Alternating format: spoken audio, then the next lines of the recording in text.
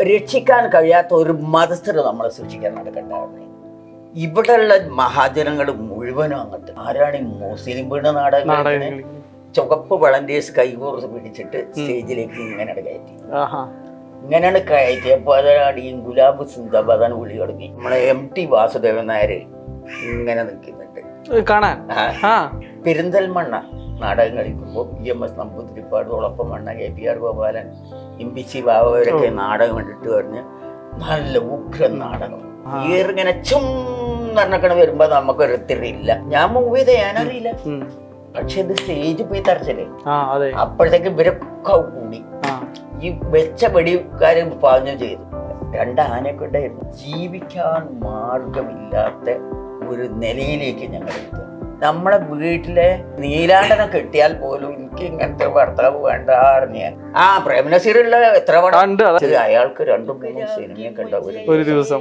എന്നാ ചില ദിവസം എന്റെ മടിക്ക് തലച്ചേർക്കും. ഈ നാടകം കളിക്കുന്നതിന്റെ വിജയല്ല മനസ്സിലാന്ന് ഹരിക്കേം പറഞ്ഞ എന്റെ നാടകത്തിന്റെ പേര് ഇത് നല്ലൊരു മനസ്സിലാക്കാൻ നോക്ക്. മുഷ്കുരാനേ ബീന ഫായിദീത്ത മന്നാലൂട്ടിലി ഹായി ദുനിയാലൂട്ടിലി ഓ ജനേവാലേ. നമ്മളിപ്പോൾ നിലമ്പൂര് വല്ലപ്പുഴയിലാണ്. അപ്പോൾ നമ്മുടെ കൂടെ ഇരിക്കുന്ന ആളെ മലയാളത്തിന് അത്ര പരിചയപ്പെടുത്തേണ്ട ഒരു ആവശ്യമൊന്നുമില്ല. മലയാളികൾക്കെല്ലാം അറിയാവുന്ന നമ്മുടെ പ്രിയപ്പെട്ട നിലമ്പൂർ ആയിഷാത്തയാണ് നമ്മുടെ കൂടെ ഉള്ളത്. നമസ്കാരം. നമസ്കാരം. ഇജ് നല്ല മനുഷ്യനാവാൻ നോക്ക് അല്ലേ? നമ്മൾ ഏത് കാലത്തും എപ്പോഴും പറയുന്ന ഒരു വാക്കാണ് ഇജ് നല്ല മനുഷ്യനാവാൻ നോക്ക്. ആ ഒരു പേരിലുള്ള ഒരു നാടകത്തിലൂടെയാണ് കലാരംഗത്തേക്ക് ഒരു വരവ് അല്ലേ? ആ ഒരു കാലഘട്ടത്തെ ഒന്ന് ഓർമ്മിക്കുമോ? എങ്ങനെയായിരുന്നു ആ ഒരു കാലഘട്ടത്തിൽ ഇങ്ങനൊരു അവസരം, പ്രത്യേകിച്ച് ഏറനാട്ടിൽ നിന്നൊരു മുസ്ലിം സ്ത്രീയൊക്കെ അന്നൊക്കെ ഒരു നാടകത്തിലേക്ക് വരിക പറയുമ്പോൾ ഒരുപാട് പ്രശ്നങ്ങൾ നേരിടേണ്ട ഒരവസരം തന്നെയാണ്. അങ്ങനെ ഒരു നാടകത്തിലേക്ക് വരേണ്ടി വന്നത് പിന്നെ ശരിക്കും പറഞ്ഞാൽ ഞങ്ങൾ ഒരു റിച്ച് ഫാമിലിയിലാണ് ഞാൻ ജനിച്ചത്. വളർന്നതൊക്കെ ഞങ്ങൾ കുടുംബം. എൻ്റെ ബാപ്പയ്ക്ക് 2 ഭാര്യമാരാണെങ്കിലും ചെറിയ ഭാര്യയായിരുന്നു എൻ്റെ അമ്മ. അങ്ങനെ ഞങ്ങൾക്ക് 7 മക്കൾ. ഉമ്മക്ക് 7 മക്കളുണ്ടായി. ആ കാലഘട്ടത്തിൽ ഇവിടെ ഈ പ്രദേശം മുഴുവനും ഞങ്ങൾക്ക് ഇങ്ങനെ ഉള്ളതായിരുന്നു. ഈ ഏരിയ മൊത്തം ഞങ്ങളത് തന്നെയായിരുന്നു. ബാപ്പാൻ്റെ ആയിരുന്നു ബാപ്പ. അപ്പോൾ ഇവിടെ ഈ ആളുകൾക്കൊക്കെ ബാപ്പ പിന്നെ ഇവിടുന്ന് പട്ടരാക്കി ഏതോ ഒരു സ്ഥലത്തുനിന്ന് വരികയാണ്. വന്നിട്ട് ഞങ്ങൾക്ക് കുറച്ച് സ്ഥലം തരണം, ഞങ്ങൾക്ക് നടുതല കഴിഞ്ഞ് അതൊക്കെ കുഴിച്ചിട്ട് കൃഷി, ഞങ്ങൾ കൃഷിക്കാരാണ്, ഞങ്ങൾക്ക് പെരിന്തൽമണ്ണ ആ വഴിയിൽ ഞങ്ങൾക്ക് സ്ഥലം കിട്ടാൻ. അങ്ങനെ വന്നിട്ട് പറഞ്ഞപ്പോൾ ബാപ്പ അവിടെ കുറച്ച് സ്ഥലം കൊടുത്തു, ഇവിടെ കുറച്ച് സ്ഥലം കൊടുത്തു. ഇവർക്ക് ലക്ഷപ്രഭുക്കളാണ്. മുത്തുപട്ട അഹമ്മദ് കുട്ടിയാണ്. മുത്തുപട്ട എന്നാണ് ഒരു പട്ടം കിട്ടിയത്. പിന്നെ ഇവിടുന്നാണ് കോവിലത്ത് വാപ്പയ്ക്ക് എന്തായിരുന്നു അപ്പൊ അക്കാലത്ത് ജോലി? ബാപ്പയ്ക്ക് ടിമ്പർ മർച്ചന്റ് ആയിരുന്നു. അതായത് ധാരാളം സ്വത്തുക്കളൊക്കെ ഉണ്ടായിരുന്ന ഒരു കുടുംബത്തിലാണ് ആയിഷാത്ത ജനിക്കുന്നത്. ഞാനൊക്കെ ജനിക്കുമ്പോ നല്ല സൗകര്യമുള്ള ഒരു കുടുംബമായിരുന്നു. നല്ല പരിപാടിയായിരുന്നു. പിന്നെ ഒരുപാട് ഹരിജൻസ്, ഒരു 10-40 ആളുകൾ ഹരിജൻസ് ഉണ്ടായിരുന്നു. പാടത്ത് പണിയിരിക്കാൻ ജോലിക്കായിട്ട്, പാടത്ത് പണിയിരിക്കാനൊക്കെ ആയിട്ട് വീട്ടുവേലക്കാരികളായിട്ട് 3 സ്ത്രീകളുണ്ടായിരുന്നു. പിന്നെ അതേപോലെ തന്നെ മറ്റുള്ള പ്രവർത്തനങ്ങളൊക്കെ ചെയ്യണമെങ്കിൽ ഉമ്മക്ക് ഒരു ഗ്രാമഫോൺ ഉണ്ട്. ഈ ഗ്രാമഫോൺ പാടിച്ചിരിക്കുകയാണ്. അപ്പൊ അതിനൊരു 8-10 പെണ്ണുങ്ങളുണ്ടാവും. അത് കേൾക്കാനും ഇങ്ങനെ സൊറ പറഞ്ഞിരിക്കാനും അവിടെ മുറുക്കലും ബീഡി വലിക്കലും അങ്ങനെ ചായ കുടിക്കലും ഇതൊക്കെ നടത്തുന്ന ഒരു ബാപ്പ. എല്ലാരോടും ഒരു എല്ലാവരും ഒരുപോലെ കണ്ടിരുന്ന ഒരാളായിരുന്നു. എല്ലാവരും അതിൽ ഹിന്ദു ആര് മുസൽമാൻ ആര് അതൊന്നും അറിയാതെ എല്ലാവരും കൂട്ടിച്ചേർത്ത് കൊണ്ടുവരുന്ന നമ്മൾ ഉണ്ടാക്കുന്നതാണ് എന്നാണ് ബാപ്പ പറഞ്ഞത്.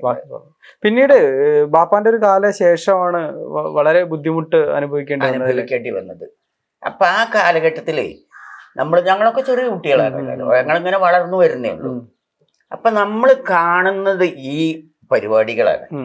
എൻ്റെ ഉമ്മ ഇങ്ങനെ ഗ്രാമഫോൺ അടുപ്പിച്ചിരിക്കുന്നു, ഇവരിങ്ങനെ ചുറ്റും ഇരുന്നിട്ട് ചായയും വെള്ളമൊക്കെ കുടിച്ചിട്ട് കഥ പറയാം. ആ അപ്പൊ എൻ്റെ ഉമ്മ ഒരു കഥ പറഞ്ഞു. ആ ഞങ്ങള് ചെറുപ്പകാലത്ത് ഉം, വളരെ ശോഷിച്ച ഒരു കുടുംബമായിരുന്നു. ഉം, ആ കുടുംബത്തിൽ നിന്ന് ഞങ്ങൾ പുറത്തേക്ക് വരുന്ന കാലഘട്ടത്തിലാണ് ഇവിടെ പട്ടാളം ഇറങ്ങിയത്.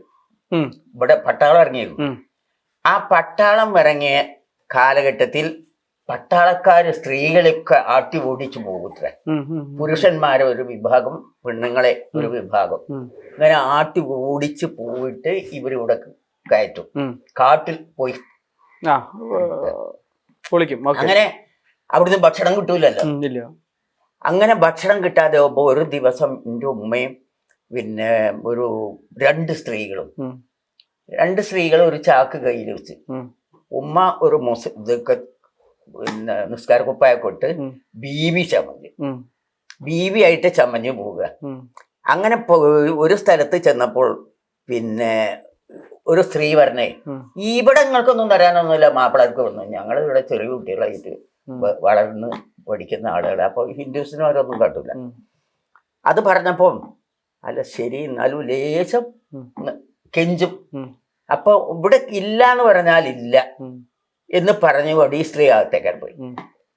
അപ്പൊ ഒരു ചെറിയ കുട്ടി ഇങ്ങനെ ഇരുന്നുകാണ്ട് ഷഡ്ഡിയൊന്നും ഇടാതെ ഇരുന്നിട്ട് അവിടെ ഇങ്ങനെ ഈ മണ്ണ് കളിക്കുക. അപ്പൊ ഇവർക്കാണെങ്കിൽ നല്ല വിശപ്പുണ്ട്.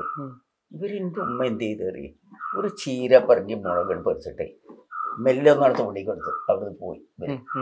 ഈ കുട്ടി ഭയങ്കരമായ കരച്ചിൽ. അവര് പോയപ്പോ അതിൽ ഈ സ്ത്രീ ഒന്നാണ്ട് എന്തേന്ന് ചോദിച്ചു.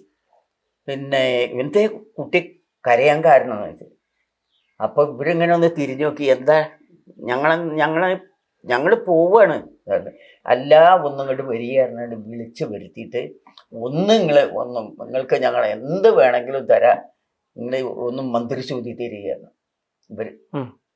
അപ്പൊ ഈ മന്ത്രിശൂതി വെള്ളം ഇങ്ങനെ ഒഴിച്ചിട്ട് വെള്ളത്തിൽ നല്ലോണം സോപ്പട്ടൊക്കെ തേച്ച് ഇത് പോലെ.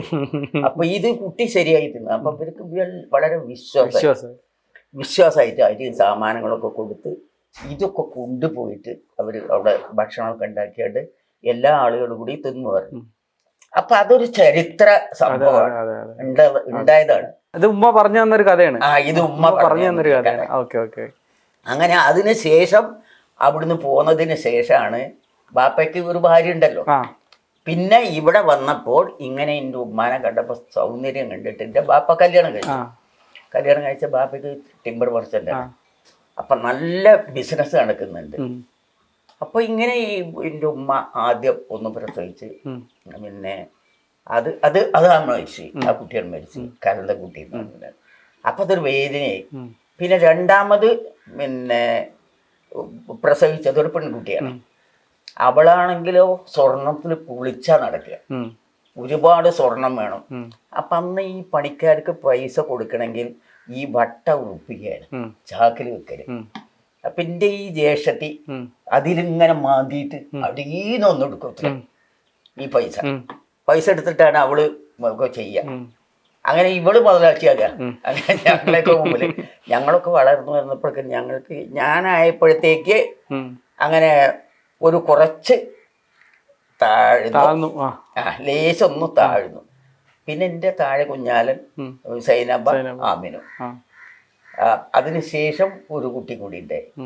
ആ കുട്ടി ആയപ്പോഴത്തേക്കാണ് ഞങ്ങൾ പറ്റാവുന്നത്. അപ്പൊ എൻ്റെ ഉമ്മ ഈ ഗ്രാമഫോൺ റെക്കോർഡ് വെച്ച് പാടിക്കുമ്പോൾ അതിൽ ഹിന്ദിയാണ്. അപ്പോൾ ഈ സ്ത്രീകളോട് പറയും, നിങ്ങളിലുള്ള കല എൻ്റെ കുട്ടികളെ മുമ്പിൽ അവതരിപ്പിക്കുകയാണ്.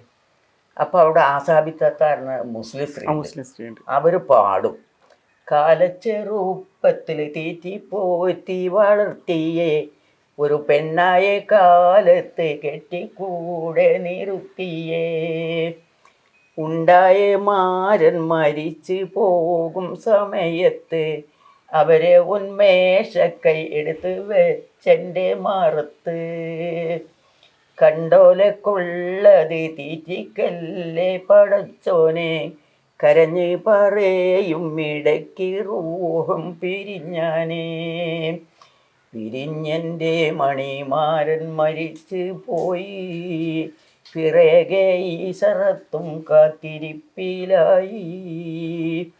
ഇടയ്ക്കിടെ പലികെട്ടും വരുന്നു പിന്നെ, എനിക്കൊട്ടും മനസ്സില്ല മുഷിപ്പ് തന്നെ. അപ്പൊ ഇതിങ്ങനെ പാടി കൊടുക്കുമെന്നാണ്. പാടുമ്പോൾ ഇതൊക്കെ ഞങ്ങൾക്ക് ബൈഹാർട്ടാകുകയാണ് കുട്ടികൾക്ക്. അപ്പൊ പിന്നെ ആണുങ്ങൾ വന്നാൽ പിന്നെ ഹരിജൻസിനോട് പറയും. അപ്പോൾ അവരോട് വന്നിട്ട് അറിയാം, കുഞ്ഞാനും കുഞ്ഞാളും വള്ളത്തിനോയിട്ടേ ലന്തയേലിത്തേരെ നേരം വൈകിയതേ, ചെങ്കല്ലാരച്ചിട്ടും വള്ളം കാലങ്ങിയിട്ടും വള്ളം തേളിയോളം നിന്നതാണേ, ചവിട്ടളിയാ ചവിട്ടളിയാ ചവിട്ടളിയാ. ഇതും കേൾക്കും. അപ്പൊ ഇതൊക്കെ ഞങ്ങൾക്ക് ബൈഹാർട്ടാണ്. അങ്ങനെ ഉള്ള ആ ബൈഹാർട്ടിലാണ് നമ്മളിങ്ങനെ ജീവിച്ച് പോകുന്നതിനിടയിൽ ബാപ്പയ്ക്ക് ഒരു പിന്നെ 2 ആനയൊക്കെ ഉണ്ടായിരുന്നു. അതിന്റെ നേരെ താഴെയുള്ള ആളാണ് ഈ ആനപ്പുറത്തൊക്കെ ഇങ്ങനെ കയറി കുഞ്ഞാലെന്ന് പറഞ്ഞാൽ അവൻ വലിയ സ്റ്റൈൽമാനായിരുന്നു. അങ്ങനെ അവിടെ കയറിയിരിക്കലൊക്കെ അവനായിരുന്നു. അതിനുശേഷം ഈ ടിമ്പർ മർച്ചന്റ് പൊളിഞ്ഞ് ആരൊക്കെയോ ഇതിന്റെ മൂട്ടിൽ കുറെ ആളുണ്ടാവുമല്ലോ. അങ്ങനെയായിട്ട് വളരെ ശോഷിച്ച് ജീവിക്കാൻ മാർഗമില്ലാത്ത ഒരു നിലയിലേക്ക് ഞങ്ങൾ എത്തുക. അപ്പം ഇവിടെയൊക്കെ ഇങ്ങനെയല്ലോ ഓരോരുത്തർക്ക് കൊടുത്തു ഇതൊക്കെ കൊടുത്ത് നമുക്ക് സ്ഥലമല്ല, നമുക്ക് ആ മുക്കട്ടയിലുള്ള വലിയൊരു ബിൽഡിങ്ങാണ്, ആ ബിൽഡിങ് മാത്രമുണ്ട്. അങ്ങനെ ഇതൊക്കെ കഴിഞ്ഞിട്ട് നമ്മളിങ്ങനെ ഇരിക്കുമ്പോൾ ഒരുപാട് ബുദ്ധിമുട്ടുകളൊന്നും ഇതൊക്കെ അന്ന് നെല്ലുത്ത് കച്ചവടം നടക്കാൻ. ഈ നെല്ലുകുത്തിന് വേണ്ടിയിട്ട് ഞാനൊക്കെ ഇറങ്ങിയിട്ട് പുറത്തിട്ട് പോയിട്ട് ഈ തലയിൽ നെല്ല് വെച്ചിട്ട് വരിക. നെല്ല് വെച്ചിട്ട് വരുമ്പോൾ പോലീസിനെ കണ്ടാൽ അപ്പോൾ അവിടുന്ന് ഓടണം, അല്ലെങ്കിൽ പോലീസ് പിടിക്കും. അങ്ങനെ ഈ ബിസിനസ് നടത്തിയിട്ടാണ് ഞങ്ങൾ ഭക്ഷണം കഴിച്ചത്. അപ്പം അതിലിടയ്ക്ക് പിന്നെ ഒരാൾ വന്നിട്ട് ഇങ്ങനെ മതിയോ? അപ്പം വലിയ ആളെ ഒരു പോലീസുകാരനെ കൊണ്ട് കല്യാണം കഴിച്ചിട്ട് ഓള് വലിയ ഇതിലാണ്, ജ്യേഷ്ഠത്തി. ഓള് വലിയ ഇതിലാണ്. ഞാനായപ്പോൾ താഴ്ന്നില്ല. അപ്പം താഴ്ന്ന ആൾ നല്ല കല്യാണം കഴിക്കല്ലേ, ഒരു വന്നിട്ട് ഒരു മനുഷ്യനെ കല്യാണം കഴിക്കാം. അപ്പം അയാൾക്ക് ഒരുപാട് വയസ്സ്. അപ്പം ഞാൻ പറഞ്ഞു എനിക്ക് വേണ്ട, നമ്മളെ വീട്ടിലെ നീലാണ്ടനെ കെട്ടിയാൽ പോലും എനിക്ക് ഇങ്ങനത്തെ ഭർത്താവ് വേണ്ട അറിഞ്ഞു ഞാൻ. ഭർത്താവ് എന്താണെന്നും അറിയില്ല. അന്ന് എത്ര വയസ്സാ? അന്ന് എത്രയാണ്? 13 വയസ്സ്. ഈ 13 വയസ്സിൽ നിന്നല്ല. അപ്പം പാറാഞ്ചേരി മമ്മൂണിയക്കാരനാൾ മര്യാദയ്ക്ക് കല്യാണം കഴിച്ചവിടെ. അതിന് പേടിച്ചിട്ട് നമുക്ക് വേറെ ആളില്ലല്ലോ, പേടിച്ചിട്ട് അതിനങ്ങോട്ട് ഒരു 2 ദിവസത്തെ ദാമ്പത്യ ജീവിതത്തിലൂടെയൊക്കെ ഞാൻ ധൈര്യശാലി കടക്ക് പുറത്ത് കയറി. അങ്ങനെ കടക്ക് പുറത്ത് കയറുന്ന ഇയാൾ പുറത്തു പോയി.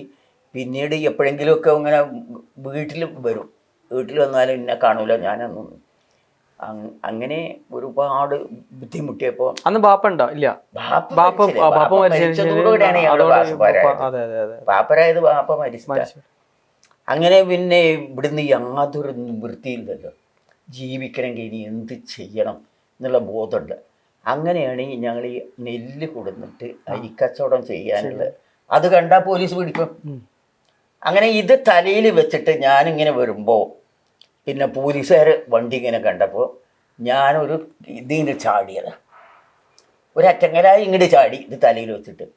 അത് താഴത്തേക്കായപ്പോൾ തറഞ്ഞ് നിൽക്കല്ലേ വയറ്. ഈ വയറിനൊരു ജാതി കുളത്ത്.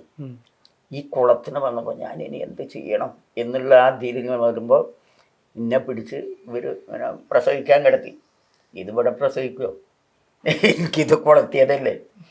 അങ്ങനെ ഹോസ്പിറ്റലിൽ കൊണ്ടുപോയി 2-3 ദിവസം അവിടെ കിടന്നു. അങ്ങനെ ഞാൻ ഇങ്ങനെ പെട്ടെന്ന് ഏതായാലും പ്രസവം കഴിഞ്ഞു. പ്രസവം കഴിഞ്ഞപ്പോൾ നോക്കുമ്പോൾ അതൊരു പെൺകുട്ടി. തമ്പുരാനെ ഇനി എന്ത്, ഇയാളെ പറഞ്ഞയച്ചില്ല, ഇയാളെ എനിക്ക് വേണ്ട, അങ്ങനത്തെ ഒരു ഭർത്താവ് എനിക്ക് വേണ്ട എന്നുള്ളത് എനിക്കത് പോയി. അങ്ങനെ പിന്നെ ഈ മകളെ നമ്മൾ പോറ്റി വളർത്തണമെങ്കിൽ എന്ത് ചെയ്യും? അപ്പം ഈ നെല്ലുത്ത് കച്ചവടം അങ്ങനെ എങ്ങനെയുള്ള ഇങ്ങനെ നിൽക്കുമ്പോഴാണ് എൻ്റെ ജ്യേഷ്ഠന്മാരും ഈക്കയമ്മു ഇവിടെ ചെട്ടിയങ്ങാടിയിൽ ബസ് സ്റ്റാൻഡ് ഉണ്ടല്ലോ, അന്ന് അവിടെ ഒരു പ്രദേശമാണ്.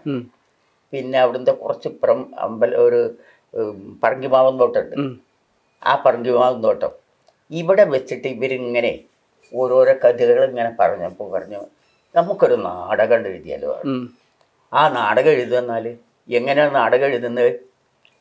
അപ്പം മറ്റൊരാൾ ഒരു പിന്നെ തമാശ അറിയുന്ന ഒരാളുണ്ട്. ഇയാൾ സൈക്കിൾ കഴുകുന്നതിൻ്റെ ഇടയിൽ ഞാൻ പറഞ്ഞേ, ഈ നാടകം കളിക്കുന്നതിൻ്റെ ഉപജ അല്ല മനസ്സിലാന്ന് നോക്കുക. അതിൽ ഈ കേം പറഞ്ഞ എൻ്റെ നാടകത്തിൻ്റെ പേര് ഇജ് നല്ലൊരു മനസ്സിലാക്കാൻ നോക്ക്. അങ്ങനെ നാടകത്തിന് പേരിട്ടി. അങ്ങനെ പിന്നെ ഇവർ പുരുഷന്മാർ മാത്രം വേഷം കെട്ടി ഇങ്ങനെ നാടകം ആദ്യമായിട്ട് അരങ്ങേറിയപ്പോൾ നല്ല സക്സസ്സാണ്. ഇത് നാടകം വലിയൊരു നാടകം. നിലമ്പൂർ യുവജന കലാസമിതി എന്ന് പേരും ഇട്ട്. അങ്ങനെ അതിങ്ങനെ അതിൽ ജേഷൻ ഡേയിൽ അഭിനയിക്കുന്നുണ്ട്, മുസ്ലിയായിട്ട് അഭിനയിക്കുന്നുണ്ട്. അങ്ങനെ ഇവർ നാടകം കളിക്കുന്നതിനിടയിൽ പിന്നെ പെരിന്തൽമണ്ണ നാടകം കളിക്കുമ്പോൾ EMS നമ്പൂതിരിപ്പാട്, ഒളപ്പമണ്ണ, KPR ഗോപാലൻ, ഇമ്പിച്ചി ബാബവരൊക്കെ നാടകം കണ്ടിട്ട് പറഞ്ഞ് നല്ല ഉഗ്രൻ നാടകം, ഇതിൽ 2 സ്ത്രീകളും കൂടി ഉണ്ടെങ്കിൽ നമുക്കിത് പിന്നെ ഉഗ്രനായാണ്. അതിലേക്ക് ഇവർക്ക് നിരാശയായി. അവിടുന്ന് തിരിച്ച് വന്നിട്ട് ഇവർ ഇങ്ങനെ വന്നിട്ട് പറഞ്ഞു ഇനി എന്ത് ചെയ്യണം. അപ്പോഴാണ് നിലമ്പൂർ ബാലൻ ഇതിലേക്ക് വരുന്നതും ജാനകി എന്നൊരു കുട്ടീനെ കിട്ടി, ഫറൂഖ്. അപ്പൊ ഒരാളായി, പിന്നെ ഒരാളല്ലേ. അപ്പൊ എൻ്റെ വീട്ടിലേക്ക് ഇവർ കയറി ഇങ്ങനെ വരിക, വെറുതെ വരിക.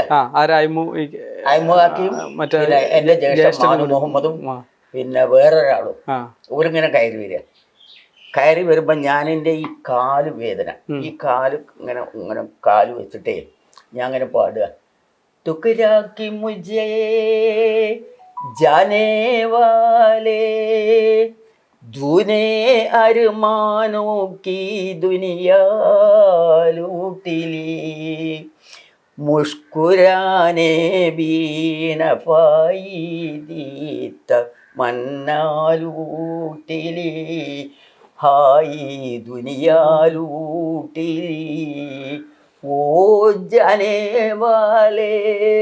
ഇങ്ങനെ തിരിച്ചപ്പോഴേ ഇവരുടെ കൈയടിച്ച് അതിൽ ഞാനിന് ചമ്മിയപ്പോൾ പറഞ്ഞ് എന്തുകൊണ്ട് ഇവിടെ നാടകത്തിന് എടുത്തുകൂടാ.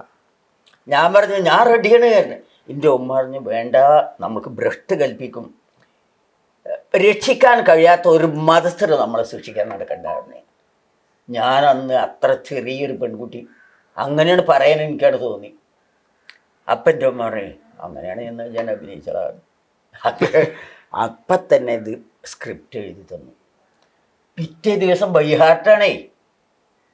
നമ്മളുടെ ആ മനസ്സിൻ്റെ ആ ഒരു അതിങ്ങനെ ബൈഹാർട്ടായിട്ട് നമ്മൾ ഓരോ ഡയലോഗും നമുക്ക് പിന്നെ അറിയാലോ വീട്ടിൻ്റെ ഉള്ളിലുള്ള നടക്കുന്ന സംഭവങ്ങളൊക്കെ.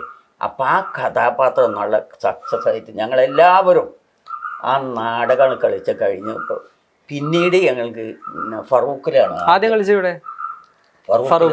ഫറൂഖിൽ അവിടെ ഒരു ബുക്കിംഗ് കിട്ടി. എങ്ങനെ പോകും? അന്ന് പിന്നെ ഇയാളെ കൊണ്ട് ഇടപെടണ, പിന്നെ സീതിയജി അയാളൊക്കെ ഒന്ന് കൊല്ലും ഞങ്ങളെ. അങ്ങനത്തെ ദേഷ്യമല്ലേ. അങ്ങനെ ഞങ്ങൾ അവിടെ മെല്ലെ വിളിഞ്ഞ നേരത്തെ മെല്ലെ പോയി, ഇവിടുന്നൊക്കെ ഇങ്ങനെ മെല്ലെ പോയിട്ട് അവിടെ ചെന്ന് ഇറങ്ങുമ്പോൾ അപ്പോൾ അതിൻ്റെ തലേ ദിവസം ഒരു പത്രവാർത്ത ഉണ്ട്. ഏറനാടിൻ്റെ വിരിമാറിൽ നിന്നൊന്നും ഒരു അനാഘാത പുഷ്പം ആയിഷ എന്ന പെൺകുട്ടി നാടകത്തിലേക്ക്. അപ്പോഴാണ് അങ്ങനെ ഇത് വായിച്ചപ്പം ഫറൂഖിലാണ് നാടകം. ഇവിടെയുള്ള മഹാജനങ്ങൾ മുഴുവനും അങ്ങോട്ട് അടിച്ചു പോയി, ആരാണ് ഈ മുസ്ലിം വീണ നാടകം. അങ്ങനെ ഇവരൊന്ന് കൊല്ലണം, അടിക്കണം, കുത്തണം എന്നൊക്കെ വിചാരിച്ചു. അതിൽ ഞങ്ങൾ ഇവിടുന്ന് ഒരു കാറിൻ്റെ ഉള്ളിൽ ഡോക്ടർ ഉസ്മാൻ, കുഞ്ഞിക്കുട്ട നമ്പരാൻ, ഞാൻ, ജാനകി, നിലമ്പൂർ ബാലൻ ഞങ്ങൾ മാത്രം കയറി ഒരു കാറ് ഇട്ട് അവിടെ നിന്ന് ചെല്ലുമ്പോൾ മനുഷ്യരിങ്ങനെ പൊതിയുമ്പോൾ ഒരു ചുവപ്പ് വളണ്ടിയേഴ്സ് കൈകോർത്ത് പിടിച്ചിട്ട് സ്റ്റേജിലേക്ക് ഇങ്ങനെയാണ് കയറ്റി. ഇങ്ങനെയാണ് കയറ്റിയപ്പോൾ അതാണ് ഈ ഗുലാബ് സിന്ദാബാദാണ് വിളി തുടങ്ങി പാർട്ടിക്കാർ. അങ്ങനെ അവിടെ അപ്പം പിന്നെ നമ്മളെ MT വാസുദേവൻ നായർ ഇങ്ങനെ നിൽക്കുന്നുണ്ട് കാണാൻ.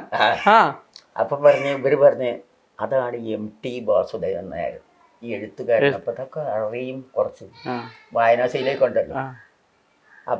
അപ്പോൾ ഒരു നമസ്കാരമൊക്കെ പറഞ്ഞുകൊണ്ട് അവിടുന്നാണ് പോയി. അവിടെ പോയിട്ട് ഈ നാടകം കളിച്ചിന് കഴിഞ്ഞപ്പോൾ ജനങ്ങൾ ഇങ്ങോട്ട് പൊതിഞ്ഞ് ഞങ്ങളെ. ഇത്ര നല്ലൊരു നാടകം ഞങ്ങൾ ഇന്ന് വരെ കണ്ടിട്ടില്ല. അതുകൊണ്ട് ഇനി പിറ്റേ ദിവസം തലശ്ശേരി നാടകം, പിന്നെ അതിന്റെ പിറ്റേ ദിവസം കണ്ണൂർ നാടകം. ആ നാടകം ഒരുപാട് വേദികൾ, ഒരുപാട് എത്ര 4000 വേദികളെ കണക്കിട്ട് ഞങ്ങള് 3000 പിന്നെ ഒറ്റ നാടകം അത് പങ്കിടാൻ ഏതാ ഈ കേരളത്തിന്റെ എല്ലാ മുക്കിലും മൂലയിലും ഒരു ദിവസം 3 നാടകം. ഒന്ന് ഫറൂഖിലാണെങ്കിൽ, ഒന്ന് പിന്നെ കരുവാരക്കുണ്ട്, ഒന്ന് പിന്നെ വേറെ കണ്ണൂര്. ഇങ്ങനെ ഭക്ഷണമല്ല, അങ്ങനെയല്ല, ഇതില്ല, നമുക്ക് ഭക്ഷണം അതൊന്നും വേണ്ടല്ലോ. അത് ചില സ്ഥലങ്ങളിൽ ചെന്നുമ്പോ നമുക്ക് ഈറിങ്ങനെ ചും പറഞ്ഞ വരുമ്പോ നമുക്ക് ഒരുത്തിരില്ല. കല്ലേറ് നിലമ്പൂരിന്ന് വെടിവെച്ചൊരു അത് ശരി. അങ്ങനെ പല സ്ഥലത്തു നിന്ന് ഇങ്ങനെയൊക്കെ ചെലി. ഞാൻ ഒരു മൂവി വെടിവെച്ചു മഞ്ചേരി മേലേക്കന്ന്, അവിടുന്നാണ് മഞ്ചേരി മേലേക്കത്തി ഞങ്ങള് അവിടെ ആരും കാണാതെ ചെന്ന് ഇറങ്ങിയിട്ട് നാടകം കളിക്കുക. അതിലാണ് ഒരു ഇങ്ങനെ ഞാൻ എന്തോ ഒരു ഡയലോഗ് ഇങ്ങനെ പറഞ്ഞിങ്ങനെ ഒരു വെച്ച് പറഞ്ഞങ്ങടെ വരുന്നുണ്ട്. അപ്പോഴത്തേക്ക് ഡയലോഗ് മാറി. ഞാൻ മൂവി ഞാനറിയില്ല, പക്ഷെ ഇത് സ്റ്റേജിൽ പോയി തറച്ചല്ലേ. അപ്പോഴത്തേക്ക് ഇവരൊക്കെ കൂടി ഈ വെച്ച വെടിക്കാര് പാഞ്ഞു ചെയ്തു. പിന്നെ ഞങ്ങൾ അവിടുന്ന് രാത്രിയൊക്കെ പോകുന്നത് എവിടേക്ക് അതൊന്നും ഓർക്കാൻ തന്നെ പറ്റില്ല. അങ്ങനെ ഓർക്കാൻ വയ്യാത്ത നിലയ്ക്ക് ഇങ്ങനെ പോകുന്നു. അങ്ങനെ ആ നാടകം ഒരുപാട് അങ്ങോട്ട് കഴിച്ചു. പിന്നീട് KT മൂവ്മെന്റ് നാടകങ്ങൾ ഇബ്രാഹിം പിന്നീടാണ് അത്. പിന്നെ ഞങ്ങളെ നാടകം വീണ്ടും ഉണ്ടല്ലോ, വേറെ ഈ ദുനിയാവിൽ ഞാൻ ഒറ്റയ്ക്കാണ്. അതൊക്കെ ഇതിപ്പോ കഴിഞ്ഞാലല്ലേ എന്നെ കിട്ടുള്ളൂ. അപ്പോഴത്തേക്കാണ് KT മുഹമ്മദ് എന്ന് കണ്ണുകൾ എന്ന് പറഞ്ഞിട്ട് ഒരു ഇത് എഴുതിയിട്ടുണ്ടായിരുന്നു. അതിന്റെ മുമ്പ് അയാള് സുഖമില്ലാതെ ഇവിടെ കിടക്കുക, ഡൽഹി കിടക്കുമ്പോഴാണ് ഇവിടെ ഒരു മുസ്ലിം സ്ത്രീ നാടകത്തിലേക്ക് വന്നിട്ടുണ്ട്. ഇയാൾ അവിടുന്ന് വെച്ച് പിടിച്ച് ഇവിടെ വന്നിട്ട് പറഞ്ഞ് നിലമ്പൂർ ഡോക്ടർ ഉസ്മാനെ വിളിച്ചിട്ട് പറഞ്ഞു, ഏതാണ് പിന്നെ കുട്ടിയെ ഇവിടെ തന്നെ ഉണ്ട്, എന്നാൽ ഒന്ന് വിളിക്ക്, ഞാനൊന്ന് ഡയറക്ഷൻ ചെയ്യട്ടെ. എനിക്കൊന്നും ഒരു ഡയലോഗെങ്കിലും അവൾക്കൊന്ന് പറഞ്ഞു കൊടുക്കട്ടെ. അപ്പം അങ്ങനെ എന്നെ വിളിച്ചു കൊണ്ടുവന്ന് ഞാൻ ചെന്ന് എന്നോട് പറഞ്ഞ ഇതാണ് KT മുഹമ്മദ് പറയുന്ന എഴുത്തുകാരൻ എന്നൊക്കെ പറഞ്ഞു. അപ്പം നമുക്കതൊക്കെ വണക്കൊക്കെ നമ്മളോട് പറഞ്ഞു തന്നിട്ടുണ്ട്. അങ്ങനെ വണങ്ങി ഞാൻ. അതിൽ ഇയാൾ പറഞ്ഞ് പിന്നെ ഇങ്ങനെ ഒരു ഡയലോഗ് പറയാൻ പറഞ്ഞു. ഞാൻ കറക്റ്റായിട്ടാണ് പറഞ്ഞത്. അപ്പം കറക്റ്റായിട്ട് പറഞ്ഞപ്പോൾ ഇയാൾ പറഞ്ഞ് ഇവള് കറക്റ്റായിട്ട് ഡയലോഗ് പ്രസൻറ്റേഷൻ പറയുന്നുണ്ട്, അവനെ നോക്കുന്നത് എവിടേക്കാണ്, അല്ലെങ്കിൽ ചൂണ്ടുന്നത് എവിടേക്കാ, ഇതൊക്കെ മനസ്സിലാക്കി വെച്ചിട്ടുണ്ട്. അപ്പം അതൊക്കെ ഡോക്ടറെ പഠിപ്പിച്ചാണ്. അപ്പോൾ അങ്ങനെ അതാണ് കഴിഞ്ഞിട്ടാണ് പിന്നെ KTന്റെ നാടകം. അതൊക്കെ കുറേ കാലം കഴിഞ്ഞിട്ട് ഇത് ഞങ്ങൾ ഈ നാടകം ഞങ്ങൾ പിന്നെ ഇവിടെ കളിക്കുക. ഈ ദുനിയാവിൽ ഞാൻ ഒറ്റയ്ക്കുള്ള ആ നാടകം, അതും ഇജ്ജ് നല്ല മനസ്സിലാണ് നോക്കുന്നത്. അപ്പം നിലമ്പൂർ ബാലൻ ജയലക്ഷ്മിനെ കല്യാണം കഴിച്ചു. ഇതൊക്കെ കഴിഞ്ഞു ഇതിൻ്റെ ഇടയ്ക്ക്. അങ്ങനെ ഞങ്ങൾ അവിടെ പോയി ബോംബെ ചെന്നിട്ട് ഞങ്ങൾക്കൊരു സ്കൂളാണ് ഇരിക്കാനൊക്കെ കിട്ടിയത്. ആ സ്കൂളിൽ ബൽരാജ് സഹാനി, വൈജയന്തിമാനി വന്നു. അവർ വന്നിട്ട് നിങ്ങളുടെ നാടകത്തിനെ പറ്റി ഞങ്ങൾ കണ്ടിട്ടുണ്ട്, നമുക്ക് ഹിന്ദി അറിയില്ലല്ലോ, അറിയുന്ന ആളുകളെ വിളിച്ചിട്ട് ഒപ്പം പറഞ്ഞയച്ചിരുന്നു. എങ്ങനെയാണ് നിങ്ങളിങ്ങനെ ഇവർക്ക് മുസ്ലിം സ്ത്രീകളെയൊക്കെ കിട്ടിയത് ചോദിച്ചു. അപ്പം ഇങ്ങനെ അവർ വിവരങ്ങളൊക്കെ പറഞ്ഞു. അപ്പം ഈ ഡയലോഗ് അഭിനയിക്കുന്നതൊക്കെ ഒന്ന് കാണിച്ചു കൊടുക്കാൻ പറഞ്ഞു. ഞങ്ങളപ്പം ഞങ്ങളുടെ നാടകം ഇയാൾ കണ്ടിട്ടേ ഇങ്ങനെ ഇരുന്ന് കണ്ട് ഇയാളിങ്ങനെ ഒരു വെപ്രാളാ വീണ്. അങ്ങനത്തെ നാടകങ്ങൾ ഇങ്ങനെ സഡൻ ഠം ഠം ഠം എന്ന് പറഞ്ഞിട്ട് പോവല്ലേ. അപ്പം ഇത് കണ്ടിട്ട് ഇയാൾ വളരെ സന്തോഷമായിട്ട് പറഞ്ഞു ഞങ്ങളോട്.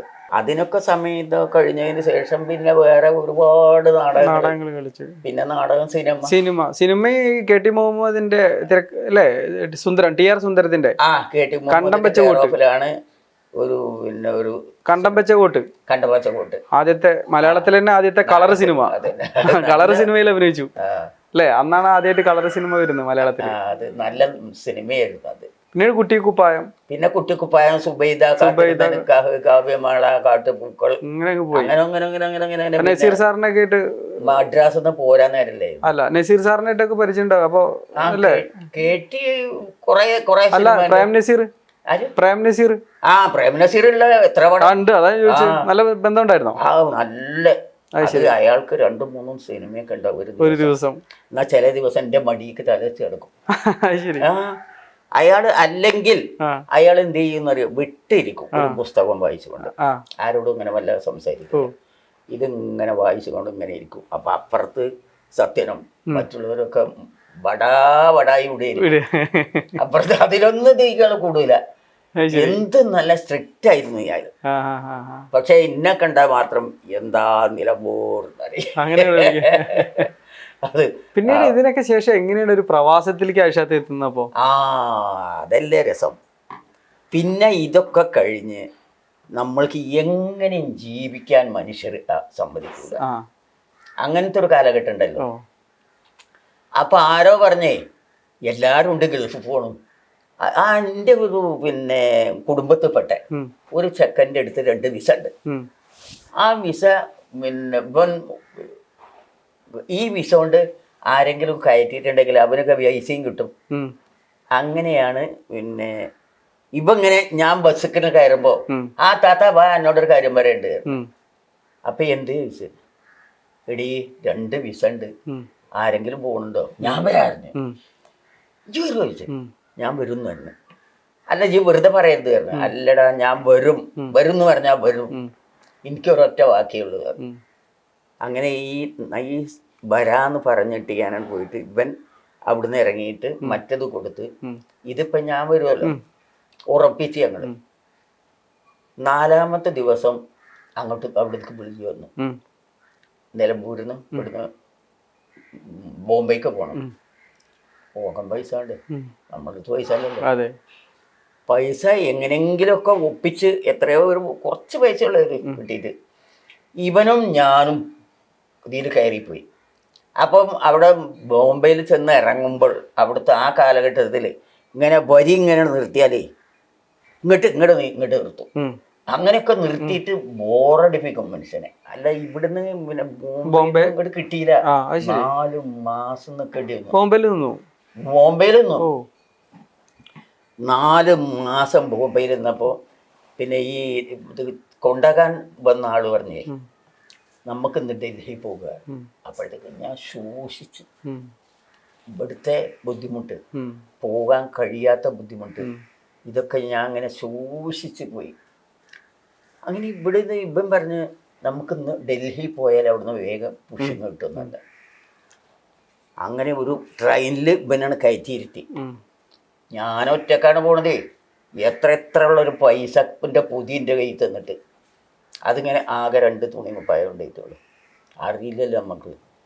അതിന് ഇതിങ്ങനെ വെച്ചിട്ട് ഞാനിങ്ങനെ ഇരിക്കുകയാണ് കേട്ടോ. അപ്പം ഇങ്ങനെ തണുത്തിട്ട് അപ്പം കുറേ ആളുകൾ ഇങ്ങനെ കിടക്കുന്നുണ്ട്.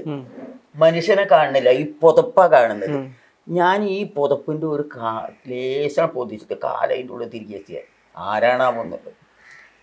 ഒരു 4 സ്റ്റേഷൻ കയറിയപ്പം 2 പിന്നെ വലിയ തൂക്കും കൊണ്ട് 2 ആൾ അങ്ങനെ വന്നിട്ട് എൻ്റെ നേരെ മുമ്പിൽ തീർന്നു. ഞാനിങ്ങനെ വന്നിട്ട് ഇങ്ങോട്ട് ഐസായി. ഈ തണുക്കണ ഞാൻ ചൂട് കൊണ്ട് ഇനി വിയർത്തിട്ട് അങ്ങോട്ട് കഴിഞ്ഞു. പിന്നെ ഇങ്ങനെ ഇരുന്ന് ഈ പൈസ ഉള്ളതുകൊണ്ടാ പേടി. ഇവർ ഒരു 4-5 സ്റ്റേഷൻ കഴിഞ്ഞപ്പോൾ ഇവരുടെ ഇറങ്ങിപ്പോയി. അപ്പം സമാധാനമായില്ല. എന്നാലും എനിക്ക് ശ്വാസം കിട്ടില്ല. ചായ കുടിക്കാൻ പൈസ ഇല്ല, ഒന്നുമില്ല. കഷ്ടത്തിൻ്റെ കഷ്ടം. അവിടെ ചെന്ന് കഴിഞ്ഞ് വണ്ടിയിൽ നിന്ന് ഇറങ്ങിയിട്ട് ഞാനൊരു തൂണും ചാരി ഇങ്ങനെ നിന്നു. വിരുപ്പ വരുന്ന എൻ്റെ വിചാരം. നമ്മളവിടെ ചെന്ന് ഇറങ്ങിയിട്ട് ആരുമില്ല. മറ്റോല് വിളിച്ച് പറഞ്ഞിട്ടുണ്ട് ഞാൻ വന്നിട്ടുണ്ട് എന്ന്. തമ്പുരാനെ ഞാനൊരു തൂണും ചാരി അങ്ങോട്ടും നോക്കും ഇങ്ങോട്ടും നോക്കും. അപ്പം എന്നെ തന്നെ ശ്രദ്ധിച്ചൊരു മനുഷ്യൻ നിൽക്കുന്നുണ്ട്. ഏതോ ഒരു കച്ചവടം പിഴയിലുള്ള ആ മനുഷ്യന് എന്താ ഞാൻ ഈ നിൽക്കണമെന്ന്. അപ്പം ഇങ്ങനെ ചോദിച്ചു. ഞാൻ പറഞ്ഞു ഇങ്ങനെ നട്ടി ഞാൻ അപ്പം വരാം എന്ന് പറഞ്ഞിട്ട് കെട്ടി. അയാളിൻ്റെ അടുത്ത് വന്നിട്ട് എന്താ അവിടെ നിൽക്കുന്നത്? ഞാൻ പറഞ്ഞു ഞാനിങ്ങനെ പോവാൻ വേണ്ടി വന്നതാണ്, എനിക്കിങ്ങനെ പോവാൻ കഴിയുന്നില്ല. ഞാൻ എന്താ ചെയ്യേണ്ടതെന്ന് എനിക്കറിയില്ല. ഇതൊക്കെ അവൻ്റെ അടുത്ത് പൈസയാണ്. ഞാൻ പൈസ കാട്ടല്ലേയിരുന്നു, അങ്ങനെ തൊക്കിൽ വെക്കുകയായിരുന്നു. തൊക്കിൽ വെച്ച് എന്നിട്ട് ഇയാൾ ഇവരെ വിളിച്ച് എൻ്റെയൊക്കെ അഡ്രസ്സ് വാങ്ങിയിട്ട് ഇവരെ വിളിച്ചിട്ട് അങ്ങോട്ട് ചീത്താറില്ല എൻ്റെ മുമ്പിൽ നിന്ന്. നായിൻ്റെ മക്കളെ, ഇങ്ങനെ ഒരു പെൺകുട്ടീനെ കൊണ്ടുവന്നിട്ട് നിങ്ങൾ ഈ പണിയാണ് ചെയ്തത്, മര്യാദയ്ക്ക് വന്നിട്ട് ഇപ്പോൾ കൊണ്ടുപോകണമെന്ന് പറഞ്ഞു. ഞങ്ങൾ അവരെ മുമ്പ് കൂടെ എത്ര നേരമായി എൻ്റെ മുമ്പ് കൂടെ പോയിട്ടുണ്ട്. എൻ്റെ ആ ശോഷിച്ച ആ ശരീരം ഇവർക്ക് വിശ്വസിക്കാൻ കഴിയില്ല. നിലമ്പൂരാഴ്ചയിലേ എൻ്റെ പേര് വേണമല്ലോ. അപ്പം പിന്നെ അങ്ങനെ അവരവിടെ അതിനകത്ത് എന്നെ കൊണ്ടുപോയിട്ട് ഒരു പിന്നെ നന്നായിട്ട് തീയൊക്കെ ഇട്ടുകൊണ്ട് ചൂടാക്കാൻ കിടത്തി. അവിടെ ചെന്നപ്പോൾ പിറ്റേന്ന് അവിടെ സ്റ്റോപ്പ് ഇങ്ങോട്ട് തന്നെ പോരണം. ആ ഒരു ഗതികേടൊന്നും ആലോചിച്ചത്. അപ്പം ഇവരും എൻ്റെ അടുത്ത് വന്നു. അങ്ങനെ വന്ന് 2 മാസം അവിടെ നിന്നു ബോംബെയിൽ. വീണ്ടും നിന്നിട്ട് ഒരു ദിവസം അവിടെ സംഗതി ശരിയായി. പോകാനുള്ള ശ്രമത്തിന് നമ്മളെ ഈ ഇങ്ങനെയാണ് ചെന്നാണ് കളി. താഹലിങ്ങനാറി ഇവിടെ എത്തും. അപ്പോഴത്തേക്ക് കുറച്ചാളങ്ങോട്ട് വന്നിട്ട് ഇങ്ങനെ അങ്ങോട്ട് കളി. ഇവർ ഈ വരി അങ്ങോട്ടും ഇങ്ങനെ ഇതിലൊക്കെ നിന്ന് കുഴങ്ങിയല്ലേ. പിന്നെ അതൊക്കെ കഴിഞ്ഞിട്ട് നമുക്കൊരു ഇതിൽ കിട്ടി. പിന്നെ നല്ല സീറ്റൊക്കെ കിട്ടിയിട്ടും അവിടെ ചെന്ന് ഇറങ്ങിയിട്ട് പിന്നെ കഫീൽ വരണല്ലോ. ഫ്ലൈറ്റിനല്ലേ? സൗദിയിലാണ് ഞാൻ പോയത്. അവിടെ ചെന്ന് ഇറങ്ങുമ്പോൾ പിന്നെ കഫീൽ വന്നു. അപ്പം ഞാനും ഒട്ടിയിട്ടുണ്ട്. എൻ്റെ ഒപ്പമുള്ള ഗുജറാത്തിയാണ്. അവൾ നല്ല സ്റ്റൈൽ മാൻ, നല്ല ഭംഗി. അപ്പം ഞാൻ തന്നെ ഓളപ്പോൾ ഞാൻ പോയാണ് ചവിട്ടി ഉള്ള തോന്നലുണ്ട്. അപ്പോൾ അവിടെ ചെന്ന് ഇറങ്ങി ഇയാളെ ഉഷാദായി ഉർമാക്കിയതാ, എന്താണ് ഈ പെണ്ണ് ഇങ്ങനെ? അപ്പോൾ ഓള് ഇതിൽ പറഞ്ഞു കൊടുത്ത് കുറേ കഷ്ടപ്പെട്ടിട്ടുണ്ട് ഞാൻ പറഞ്ഞിരുന്നു അവളോട്. അങ്ങനെ ഏതായാലും വീട്ടിൽ ചെന്നു. രാത്രി വീട്ടിൽ ചെന്നപ്പോൾ തള്ള കണ്ടു നമുക്ക് ഭക്ഷണമൊക്കെ നന്നായിട്ട് തന്നു. ആ ഭക്ഷണം കണ്ടാൽ തന്നെ എനിക്ക് ഛർദ്ദിക്കാൻ വരും. ഓരോ ഭക്ഷണം ഞാൻ പോരുന്നവരെ കഴിച്ചിട്ടില്ല. എത്ര വർഷം ഉണ്ടായി അവിടെ? ഞാനോ 20 വർഷം. അതാണ് ഇപ്പൊ സിനിമയായിട്ട് വന്നതല്ലേ, ആയിഷ എന്നുകൊണ്ടൊരു സിനിമ വന്നു. ഇപ്പൊ മഞ്ജു വാര്യരൊക്കെ അഭിനയിച്ച സിനിമ വന്നല്ലോ ആയിഷ. പിന്നെ അത് അവിടെ പിന്നെ തള്ളനേറ്റ് കണ്ടു. പിറ്റേ ദിവസം മുതൽ ഓരോരുത്തർക്ക് പഴയ. അപ്പം എനിക്ക് കിട്ടിയത് തുടക്കിയത് ഞാനാണെങ്കിൽ ഇതൊക്കെ വൃത്തിയായിട്ട് തുടക്കും. അപ്പം ഇതിങ്ങനെ കണ്ടപ്പോൾ വരണേ ആയിഷ കുവൈസ് മറ്റേ മോശമാണ് കയറി. അവള് കുറേശ്ശെ കക്കാൻ തുടങ്ങി. അപ്പം അവളെ വൃത്തികേട് അതിൽ അവളെ പറഞ്ഞു. പിന്നെ ആ നൃത്തം ഞാൻ 20 വർഷം അവിടെ വന്നു. ആ 20 വർഷം അവിടെ നിന്നിട്ട് ജീവിതം പച്ച പിടിച്ചോ? ജീവിതം പച്ച പിടിക്കാൻ കിട്ടണമൊക്കെ ഇങ്ങോട്ടായിരിക്കും. ഇവിടെ വരും വിചാരിക്കും ഇത്ര ഇങ്ങോട്ട് വരണമെങ്കിൽ അവിടെ എത്ര. ഞാൻ വന്നാലും ഞാൻ പറയും ഞാൻ അങ്ങനെയല്ല, അത്രയേ ഉള്ളൂ ഇത്ര. എന്നാലും എനിക്ക് നല്ലതുണ്ടായിരുന്നു. പിന്നെ തന്ത മരിക്കാനും തള്ള മരിക്കാനും ഇതൊക്കെ ഞാൻ കാത്തുന്നു. അവരൊക്കെ മരിച്ചതിന് ശേഷം അവിടുന്ന് പിന്നെ ഞാൻ പോന്നു. പിന്നെ അവരടുത്ത് ഇവിടെ വന്നിട്ട് പിന്നെ വീണ്ടും കലാരംഗത്ത് സജീവമായോ? പിന്നെ വീണ്ടും പിന്നെ അങ്ങനെ പോയില്ല. അതിൽ അവിടുന്ന് വന്നാല് ഒരു ദിവസം ഒരു ഏതെങ്കിലും ഒരു സിനിമ നാടകം എന്തെങ്കിലും കിട്ടും, അതിനങ്ങനെ അഭിനയിക്കും. അങ്ങനെ നിൽക്കുമ്പോൾ എനിക്കിങ്ങനെ ഈ കുറേശ്ശെ ഇതിലിങ്ങനെ അഭിനയിക്കാനുള്ള ഒരു ചാൻസ് കിട്ടിയത്. അങ്ങനെ ആ ചാൻസിൽ ആദ്യം കണ്ടമച്ച അങ്ങനെ നാടകങ്ങൾ അതൊക്കെ നല്ല സക്സസ് ആയിട്ടുള്ള നല്ല സിനിമകൾ ഇങ്ങനെ ഒരുപാട് സിനിമകളായിട്ട് വന്നു. ഒരുപാട് സിനിമകൾ ഇപ്പോഴും സിനിമയിൽ അഭിനയിക്കുന്നുണ്ട്. ഇപ്പോഴും ആഗ്രഹമുണ്ട്. പക്ഷെ ഇപ്പൊ പല്ലൊക്കെ പോയി. നല്ല പോയാലും എന്താണ്, എന്നാലും ആ ഡയലോഗൊക്കെ കിട്ടിയാലേ നമ്മളെ കഥാപാത്രമാവും. അങ്ങനെയാണ് എൻ്റെ ജീവചരിത്രം കിടക്കുന്നത്. ആയിഷാത്തേക്ക് നിരാശ തോന്നുന്നുണ്ടോ ഇത്രയും കാലത്തിനിടയ്ക്ക്? ഇങ്ങനെ ഒന്നും ഇല്ല, അങ്ങനെയൊന്നും ഇല്ലല്ലോ. ഇതൊക്കെ വിധി, ഇതൊക്കെ നമ്മൾ സഹിക്കണം. അതെ, അല്ല നമ്മളെ വേണ്ട വിധത്തിൽ അംഗീകരിച്ചില്ല, അല്ലെങ്കിൽ അംഗീകാരം അങ്ങനെയൊന്നും അതിന് അംഗീകാരത്തിന് എനിക്കൊരു തോന്നുന്നില്ല. അങ്ങനെയാണെങ്കിൽ ഇപ്പൊ ഇവിടെ ഇപ്പൊ ഞാൻ വന്നിരിക്കേണ്ട കാര്യമുണ്ടോ? എനിക്ക് സ്വന്തമായിട്ടുണ്ടാവൂലേ? സ്വന്തമായിട്ട് ഞാൻ ഇരുന്ന് കാണി എനിക്ക് ഭരിച്ചുകൂടെ? സമ്പാദിച്ചു.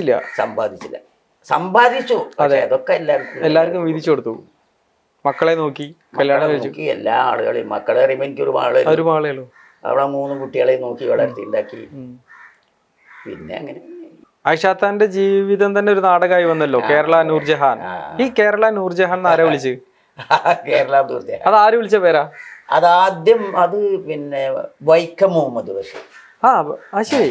വൈക്കം മുഹമ്മദ് ബഷീറിന്റെ ഒരു നാടകം ഞങ്ങൾ അഭിനയിച്ചിരുന്നു. ഐക്യ കേരളത്തിന്റെ അന്ന്. ഐക്യ കേരളത്തിന്റെ അന്ന് അദ്ദേഹത്തിന്റെ നാടകമായി. അന്നാണ് എനിക്ക് ആ പേരിട്ട്. അങ്ങനെ ഇന്നും ജീവിച്ചു പോകുന്നു കലയിലൂടെ തന്നെ. അന്നത്തെ കാലത്ത് ഒരു വലിയ പിന്തുണ, ഇപ്പോൾ അന്നത്തെ സർക്കാർ, ഇപ്പോൾ EMS ആയാലും ഒക്കെ ആയിഷാത്തേക്ക് പിന്തുണ ഉണ്ടായിരുന്നു അല്ലേ?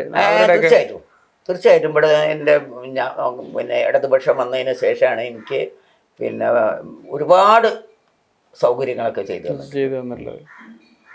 പിന്നെ ഈ വീട് നിൽക്കുന്ന സ്ഥലമൊക്കെ വാങ്ങി തന്നതും വീട് വെച്ചതൊക്കെ അവർ. ചിലപ്പോഴൊക്കെ എനിക്ക് ഇങ്ങനെ വാക്കുകൾ മുട്ടിപ്പോകും. എന്താ മറന്നു മറവിയുണ്ട്. അല്ല, മറക്കാൻ ശ്രമിക്കുകയാണ്. എനിക്ക് മറവി ഉണ്ടായത് ഇപ്പൊ നന്നു തോന്നലുണ്ട്.